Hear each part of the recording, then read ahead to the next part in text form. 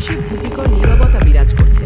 যুক্তরাষ্ট্র ও ইরান দুই মহাশক্তির মধ্যে উত্তেজনা ক্রমশ বাড়ছে।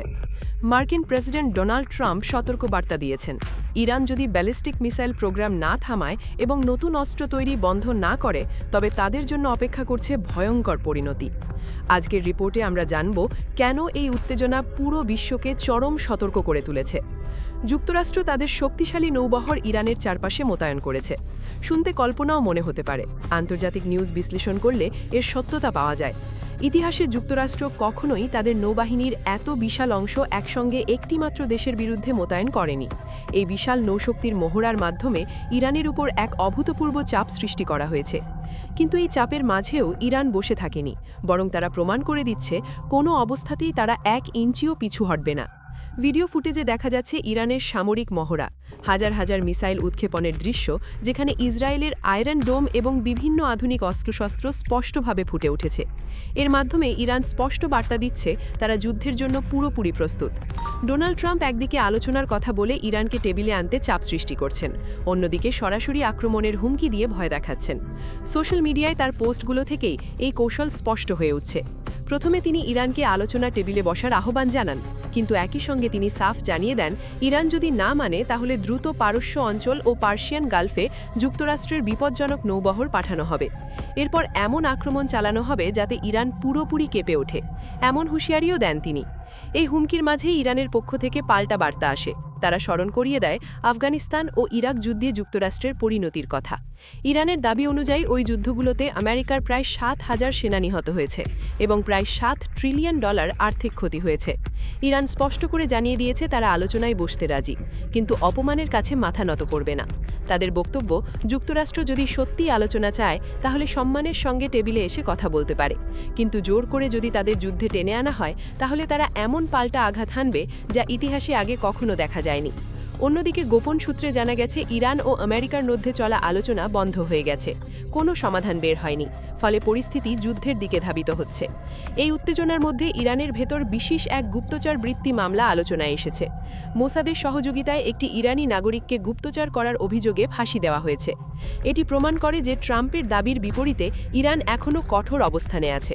ইরানের পররাষ্ট্রমন্ত্রী কড়াভাবে জানিয়েছেন তারা সরাসরি আমেরিকার সঙ্গে কোনো আলোচনার প্রস্তাব দেয়নি।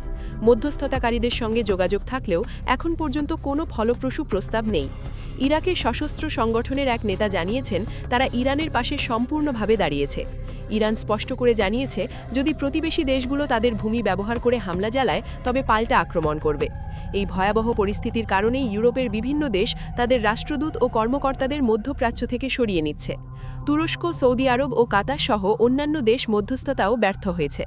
জার্মানির চ্যান্সেলর আশঙ্কা প্রকাশ করেছেন যে ইরানের শাসন ব্যবস্থা দ্রুত পতনের মুখে, যা বিশ্ব রাজনীতির জন্য এক বড় ধাক্কা হতে পারে। আমেরিকার পররাষ্ট্রমন্ত্রীর সাম্প্রতিক বিবৃতিতে স্পষ্ট করে বলা হয়েছে ইরানের ক্ষেপণাস্ত্রের পাল্লার মধ্যেই মধ্যপ্রাচ্যে যুক্তরাষ্ট্রের প্রায় ৩০ থেকে ৪০,০০০ সেনা অবস্থান করছে। তাদের নিরাপত্তা নিশ্চিত করতে এমন ব্যবস্থা নেওয়া হয়েছে যাতে প্রয়োজনে তারা আগেই ইরানের উপর হামলা চালাতে বাধ্য হতে পারে।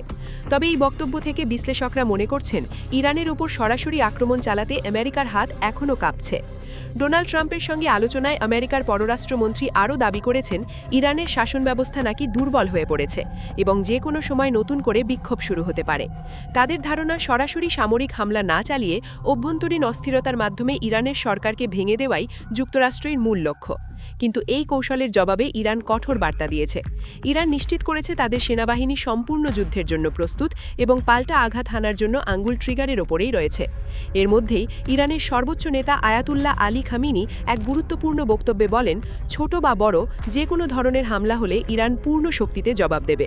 তিনি স্পষ্টভাবে হুঁশিয়ারি দেন ইরানের উপর আক্রমণ হলে তেল আবিব সহ ইসরায়েলের গুরুত্বপূর্ণ স্থাপনাগুলো এবং মধ্যপ্রাচ্যে অবস্থিত মার্কিন ঘাঁটিগুলো লক্ষ্যবস্তুতে পরিণত হবে। ইরানের উপর আক্রমণ হলে তেল আবিব সহ ইসরায়েলের গুরুত্বপূর্ণ স্থাপনাগুলো এবং মধ্যপ্রাচ্যে অবস্থিত মার্কিন ঘাঁটিগুলো লক্ষ্যবস্তুতে পরিণত হবে। এই উত্তেজনার মধ্যেই সৌদি আরবের ক্রাউন প্রিন্স মোহাম্মদ বিন সালমান সরাসরি ইরানের প্রেসিডেন্টের সঙ্গে ফোনে কথা বলেন। তিনি আশ্বাস দেন ইরানের উপর হামলার জন্য সৌদি আরবের ভূমি বা আকাশসীমা কোনোভাবেই ব্যবহার করতে দেওয়া হবে না। এর আগে সংযুক্ত আরব আমিরাতও একই অবস্থান জানিয়েছিল। এতে স্পষ্ট হচ্ছে যুক্তরাষ্ট্রের ঘনিষ্ঠ আরব মিত্ররাও এখন চরম উদ্বেগে রয়েছে। এদিকে ইরান একের পর এক ভয়ঙ্কর ভিডিও প্রকাশ করছে। আইআরজিসির এক কমান্ডারের সাক্ষাৎকারে নতুন ক্ষেপণাস্ত্র ও নৌশক্তির প্রদর্শন দেখানো হয়েছে। ওই কমান্ডার হুঁশিয়ারি দিয়ে বলেন, ইরানের বিরুদ্ধে কোনো পদক্ষেপ নেওয়া হলে শত্রুকে জাহান্নামে পাঠানো হবে।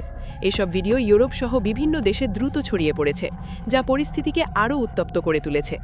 ইসরায়েলের বিখ্যাত শহর হাইফা মেয়র সম্প্রতি বলেছেন, প্রয়োজন পড়লে শহরের বোমা শেল্টারগুলো খুলে দেওয়া হবে। এই বক্তব্য থেকে স্পষ্ট বোঝা যাচ্ছে, ইসরায়েল এবং ইসরায়েলি জনগণের মধ্যে নতুন করে আতঙ্ক ছড়িয়ে পড়েছে। দেশ জুড়ে উদ্বেগ বাড়ছে, বুক ধরফর করছে, আর মনে ঘুরপাক খাচ্ছে ইরানের সম্ভাব্য হামলার আশঙ্কা। ইসরায়েল ভালোভাবেই জানে এবারের পরিস্থিতিতে ইরান পুরোপুরি প্রস্তুত এবং বড় ধরনের হামলা চালানোর সক্ষমতা তাদের রয়েছে। সেই কারণেই আগেভাগে সতর্ক অবস্থান নিচ্ছে ইসরায়েলি প্রশাসন। অন্যদিকে আইআরজিসির এক কমান্ডার আরও কঠোর বার্তা দিয়েছেন। তিনি বলেছেন, ইরানের প্রতিবেশী কোনো দেশ বা মিত্ররাষ্ট্র যদি তাদের ভূমি বা আকাশসীমা আমেরিকার হামলার জন্য ব্যবহার করতে দেয়, তাহলে ইরান সেই দেশকেও শত্রু হিসাবে গণ্য করবে এবং উপযুক্ত জবাব দেবে। এই হুঁশিয়ারি মধ্যপ্রাচ্যের দেশগুলোর জন্য একটি স্পষ্ট সতর্ক সংকেত। ইতিহাস ঘাটলে দেখা যায় 2022 সালের 1 জানুয়ারি যুক্তরাষ্ট্র ইরানের উপর পূর্ণ সামরিক শক্তি নিয়ে হামলার প্রস্তুতি নিয়েছিল, কিন্তু শেষ মুহূর্তে সেই পরিকল্পনা বাতিল করা হয়। কারণ হিসাবে বলা হয়, সে সময় মধ্যপ্রাচ্যে আমেরিকার পর্যাপ্ত অস্ত্র ও প্রস্তুতি ছিল না। পাশাপাশি ওয়াশিংটন ভালোভাবেই জানত, ইরানের ওপর যত বড় হামলাই চালানো হোক না কেন, ইরান নিশ্চিতভাবে শক্তিশালী পাল্টা আঘাত হানবে। আর সেই আহত সিংহের মতো প্রতিক্রিয়া সামাল দেবার জন্য তখন আমেরিকার পর্যাপ্ত সামরিক সক্ষমতা ছিল না।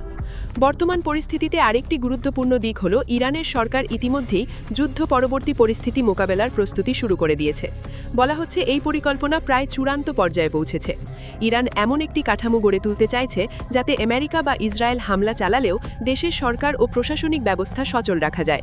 কঠোর নিষেধাজ্ঞা ও সামরিক আঘাতের মধ্যেও রাষ্ট্র পরিচালনা কিভাবে অব্যাহত রাখা যাবে, সেই বিষয়েই এখন সর্বোচ্চ গুরুত্ব দিচ্ছে তেহরান। অন্যদিকে ইরানের মুদ্রার অবস্থা এতটাই খারাপ হয়ে গেছে যে এখন তা কাগজের দামের মতোই হয়ে গেছে। সেখানে ইরানের টাকায় শুধু কাগজের মূল্যটাই আছে। অর্থাৎ একটি নোট বানাতে যত খরচ হয়, তার মূল্য ঠিক ততটুকুই, যতটা তার ওজন।